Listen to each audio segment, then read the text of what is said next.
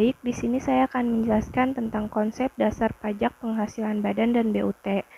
Nah, sebelumnya kita harus tahu dulu nih dasar hukumnya apa. Dasar hukum pajak penghasilan wajib pajak badan dan BUT itu pada dasarnya sama dengan dasar hukum pajak penghasilan wajib pajak orang pribadi.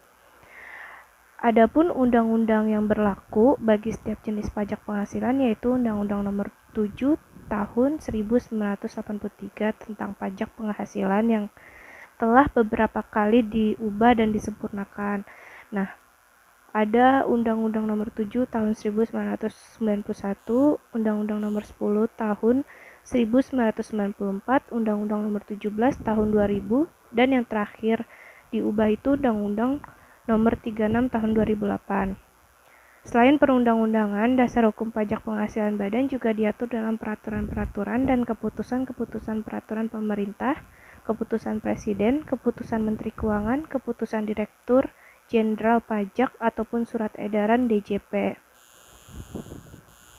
Nah, ada juga nih konsep dasar pajak penghasilan badan dan BUT. Jadi menurut Undang-Undang 28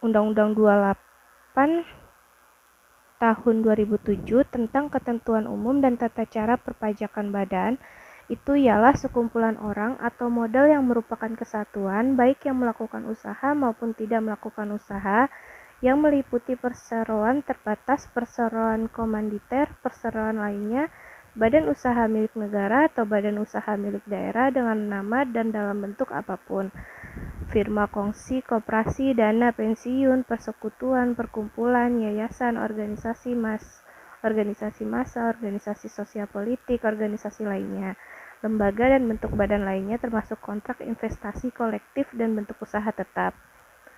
Nah, badan usaha milik negara atau milik daerah merupakan subjek pajak tanpa memperhatikan nama dan bentuknya sehingga setiap unit tertentu dari badan pemerintah misalnya kayak lembaga, badan, dan sebagainya yang dimiliki oleh pemerintah pusat dan pemerintah daerah menjalankan usaha atau melakukan kegiatan untuk memperoleh penghasilan yang merupakan subjek pajak dalam pengertian pengumpulan itu tersebut, termasuk pula asosiasi, persatuan, perhimpunan, atau ikatan dari pihak-pihak yang mempunyai kepentingan yang sama. Nah, ada juga tuh subjek pajak wajib pajak badan. Yang menjadi subjek pajak badan itu apa saja? Nah, yang pertama ada badan yang didirikan atau bertempat kedudukan di Indonesia. Nah, kecuali unit tertentu dari badan pemerintah yang memenuhi kriteria. Kriterianya apa aja sih yang dikecualikan ini? Nah, yang pertama ada pembentukannya berdasarkan ketentuan peraturan perundang-undangan. Yang kedua, pembiayaan bersumber dari anggaran pendapatan dan belanja negara atau anggaran pendapatan dan belanja daerah. Yang ketiga, penerimaannya dimasukkan ke dalam anggaran pemerintah pusat atau pemerintah daerah. Dan yang keempat, pembukuannya diperiksa oleh aparat pengawasan fungsional negara. Yang kedua, bentuk usaha tetap. Menurut Undang-Undang Nomor 36 Tahun 2008 Pasal 2 Ayat 5 dinyatakan bahwa bentuk usaha tetap itu adalah bentuk usaha yang dipergunakan oleh orang pribadi yang tidak bertempat tinggal di Indonesia, dan orang pribadi itu yang berada di Indonesia tidak lebih dari 183 hari dalam jangka waktu 12 bulan, serta badan yang tidak didirikan dan tidak bertempat kedudukan di Indonesia untuk menjalankan usaha atau melakukan kegiatan di Indonesia. Nah, adapun juga objek pajak PPh BUT. Berdasarkan pasal 5 Undang-Undang Nomor 36 Tahun 2008 yang penjelasannya dari Siti Resmi pada tahun 2011, objek pajak bentuk usaha itu kayak yang pertama ada penghasilan dari usaha atau kegiatan bentuk usaha tetap tersebut dan dari harta yang dimiliki atau dikuasai oleh bentuk usaha tetap.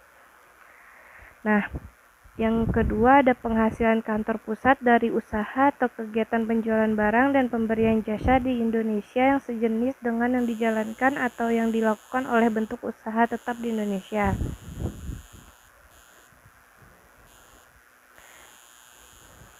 Dan yang ketiga, ada penghasilan sebagaimana tersebut dalam pasal 26 yang diterima atau diperoleh oleh kantor pusat sepanjang terdapat hubungan efektif antara bentuk usaha tetap dan harta atau kegiatan yang memberikan penghasilan tersebut. Contohnya itu seperti apa? Contohnya nih, misalkan X-Inch menutup perjanjian lisensi dengan PT-Y untuk mempergunakan merek dagang si X-Inch ini. Nah, atas penggunaan hak tersebut, X-Inch ini menerima imbalan berupa royalti dari PT-Y sehubungan dengan perjanjian tersebut. Jadi si X ini menerima imbalan berupa royalti karena sesuai dengan sehubungnya dengan perjanjian tersebut. Nah, dan si PT X Inch ini juga memberikan jasa manajemen kepada si PT-Y melalui suatu bentuk usaha tetap di Indonesia dalam rangka pemasaran produk PT-Y yang mempergunakan merek dagang tersebut. Nah, dalam hal demikian itu penggunaan merek dagang oleh PT-Y mempunyai hubungan efektif dengan bentuk usaha tetap di Indonesia. Maka oleh karena itu penghasilan X-Inch yang berupa royalti tersebut diperlakukan sebagai penghasilan bentuk usaha tetap. Nah, dengan demikian dianggap sebagai penghasilan BUT asalkan terdapat hubungan efektif antara BUT dan harta atau kegiatan yang berdasarkan pada PPh pasal 26. Adapun konsep hubungan efektif itu berasal dari effectively connected income yang berasal dari Undang-Undang Pajak Domestik Amerika Serikat atau Internal Revenue Code. Undang-Undang Pajak Penghasilan di Indonesia tidak mempunyai ketentuan yang mengatur bagaimana menentukan suatu penghasilan kantor pusat yang mempunyai hubungan efektif dengan BUT di Indonesia. Dan adapun juga penentuan laba BUT. Dalam menentukan besaran laba suatu bentuk usaha tetap itu dapat kita perhatikan dulu hal-halnya seperti kayak biaya-biaya yang berkenaan dengan penghasilan kantor pusat dari usaha atau kegiatan penjualan barang atau pemberi jasa di Indonesia yang sejenis dengan yang dijalankan atau yang dilakukan oleh bentuk usaha tetap di Indonesia, serta biaya-biaya yang berkenaan dengan penghasilan sebagaimana tersebut dalam pasal 26 yang diterima atau diperoleh kantor pusat sepanjang terdapat hubungan efektif antara bentuk usaha tetap dan harta atau kegiatan yang memberikan penghasilan tersebut diperbolehkan untuk dibebankan sebagai biaya bagi bentuk usaha tetap. Nah, ada juga yang kedua, biaya administrasi kantor pusat yang diperbolehkan untuk dibebankan adalah biaya yang berkaitan dengan usaha atau kegiatan bentuk usaha tetap yang besarnya ditetapkan oleh Direktur Jenderal Pajak.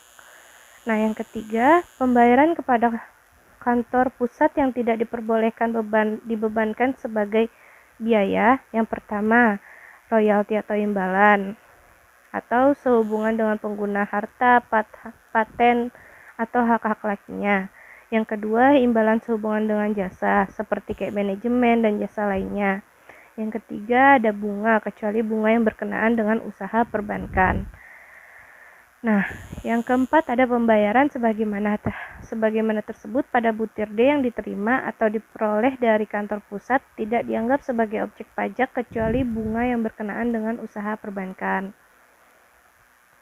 Nah, ada juga penghasilan BUT yang ditanamkan kembali di Indonesia.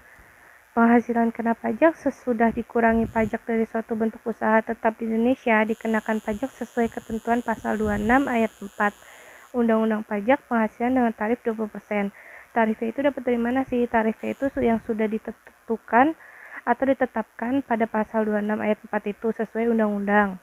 Nah, apabila atas penghasilan kena pajak sesudah dikurangi pajak penghasilan pasal 26 ayat 4 tersebut ditanamkan kembali di Indonesia, atas penghasilan tersebut tidak dipotong pajak dengan syarat berikut. Nah, jadi ada syarat-syaratnya nih biar penghasilan tersebut tuh tidak dipotong pajak. Nah, yang pertama ada penanaman kembali dilakukan atas seluruh penghasilan kena pajak setelah dikurangi pajak penghasilan dalam bentuk penyertaan modal pada perusahaan yang baru didirikan dan berkedudukan di Indonesia sebagai pendiri atau peserta pendiri. Nah, yang kedua ada penanaman kembali dilakukan dalam tahun pajak berjalan atau selambat-lambatnya tahun pajak berikutnya dari tahun pajak diterima atau diperolehnya penghasilan tersebut. Nah, yang ketiga, tidak melakukan pengalihan atas penanaman kembali tersebut paling sedikit dalam jangka waktu 2 tahun sesudah perusahaan tempat penanaman dilakukan berproduksi secara komersial. Nah, Di sini ada latihan soal yang bisa kalian coba. Nanti bisa kalian kumpulkan di GCR. Jadi cukup sekian dari saya penjelasannya. Kalian bisa lihat materinya di PDF-nya dan bisa berlatihan di latihan soal yang udah aku kasih ya. Makasih.